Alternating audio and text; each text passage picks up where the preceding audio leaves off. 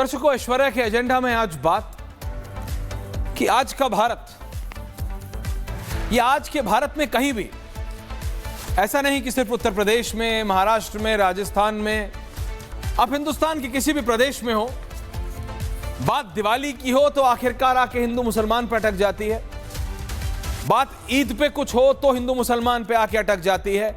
होली पे हो, रंगों का त्योहार है, वो भी आके हिंदू मुसलमान पे अटक जाती है। सड़क पे नाम हो, वो हिंदू मुसलमान पे आके अटक जाते हैं। आप समझिए मेरी बात, सड़कों के नाम आके हिंदू मुसलमान पे अटक जाते हैं। मैंने तो कहा नहीं, आप ये क्या तुगलक वुगलक की तस्वीरें चलाने लगते हैं डायरेक्टर साहब। आपको मैं ऑन एयर डायरेक्ट कर देता हूं, दिल्ली की सड़कों की तस्वीरें चला दीजिए अगर आपके दिमाग नहीं चल रहा है तो। बात बड़ी सिंपल है, यहां पे कुछ भी हो, सरकार कोई डिसीजन ले या ना ले, लेती है तो वो हिंदू मुसलमान में देखा जाता है, नहीं लेती तो वो हिंदू मुसलमान में देखा जाता है। सड़क बनती है तो यह देखा जाता है कि किस गांव की ओर जाती है। पानी की पाइपलाइन डलती है तो यह देखा जाता है कि किस गांव की ओर जा रही है, वहां हिंदू बहुल है कि मुसलमान बहुल है। और यह असलियत है। दिवाली के पटाखे जलाए जाएंगे तो उस मोहल्ले में तो नहीं जगाए जाएंगे जहां पे मुसलमान ज्यादा हैं। ईद का त्योहार होगा तो सब कुछ शांति से होगा, हिंदू मुसलमान तो नहीं हो जाएगा। होली है तो होली पे भी हिंदू मुसलमान हो रहा है। दर्शकों, आज हमको कुछ बात समझनी चाहिए इन अ लार्जर पर्सपेक्टिव। ज्ञान नहीं दे रहा हूं, मैं कोई ज्ञानी व्यक्ति नहीं हूं, मैं सिंपल एक बात कर रहा हूं और ये एक्सपीरियंसेस ऑफ लाइफ है जो आप जिंदगी में सीखते हैं जैसे जैसे आप बड़े होते हैं। लोग कहते हैं ना कि दाढ़ी धूप में थोड़ी सफेद की है, बाल धूप में थोड़ी सफेद किए हैं। उसका मतलब यह होता है कि आप एक्सपीरियंस, जैसे जैसे आप जिंदगी में आगे बढ़ते हो आपको एक्सपीरियंसेस मिलते हैं, आपको अनुभव मिलते हैं, उन अनुभवों से आप सीखते हो। और यह असलियत है। आप किसी के लिए जितना भी घिस लो, आप किसी के लिए कुछ भी कर लो, अगले को वो ही करना है जो उसको ठीक लगे। आप पूरी जिंदगी किसी के लिए एड़ियां घिसते रहो। आप कर रहे हो, वो आपको लगता है कि आप कर रहे हो। दूसरा क्या परसीव कर रहा है वो उसका अपना परसेप्शन है। यह कहा जाता है दर्शकों, हिंदुस्तान की राजनीति में आप राजनेताओं से बात करिए, कोई जिला अध्यक्ष का हो, विधायक हो या सांसद, कहते हैं कि भारत की जो पॉपुलेशन है, यानी आप और हम, जो हिंदुस्तान का वोटर है, उसकी याददाश्त, पॉलिटिकल याददाश्त बहुत कमजोर है।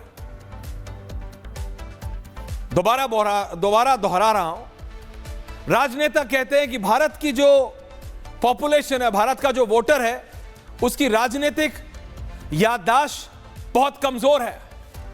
जैसे भी मैंने आपको बताया कि आप एड़ियां घिसट लीजिए किसी के लिए, दूसरा कैसे आपको परसीव करता है, खेल उसमें है।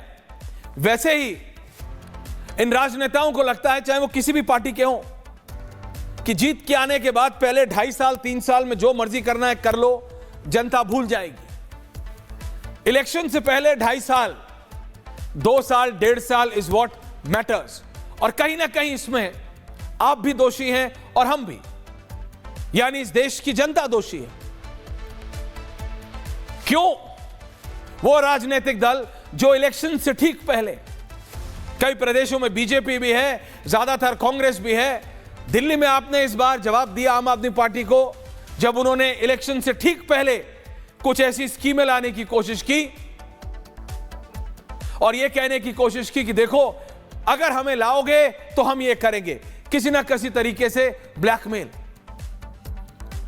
लेकिन ऐसे भी कई एक्सपीरियंसेस हैं, ऐसे भी कई एग्जाम्पल्स हैं जिसमें प्रदेश की सरकारों ने, सत्तारूढ़ सरकारों ने आखिरी के 6 महीनों में ऐसी स्कीम्स लॉन्च की हैं जिससे जनता को ऐसा लगे, यानी आपको ऐसा लगे कि यार इसको जिता दो, मतलब लोभ आ जाता है, इसको जिता दो तो अगली बार ये फायदा हो जाएगा।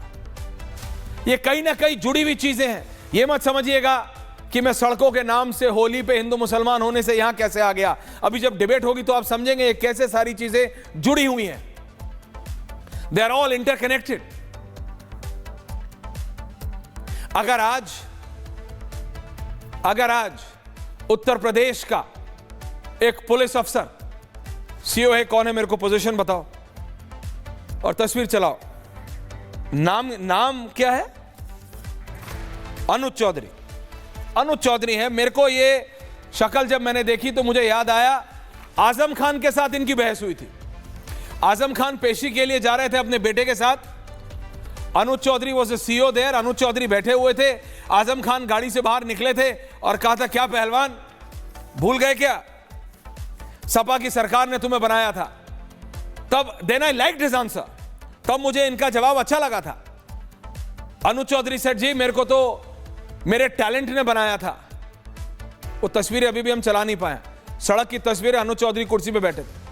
तब मुझे उनका वो प्रतिक्रिया अच्छी लगी थी कि ठीक है, उन्होंने नेता को जवाब दिया कि हेलो, मेरे में काबिलियत थी, आपने कोई एहसान नहीं किया। और अगर आपकी तब सत्ता में सरकार थी तो आपका वो जिम्मेदारी थी, आपका वो काम था। आपने किसी इंडिविजुअल पे, क्योंकि ये पहलवान है, रेसलर थे, कोई एहसान नहीं किया आपने स्पेशल। लेकिन आज जो अनुज चौधरी की प्रतिक्रिया आई है, सीओ संभल है, सर्कल ऑफिसर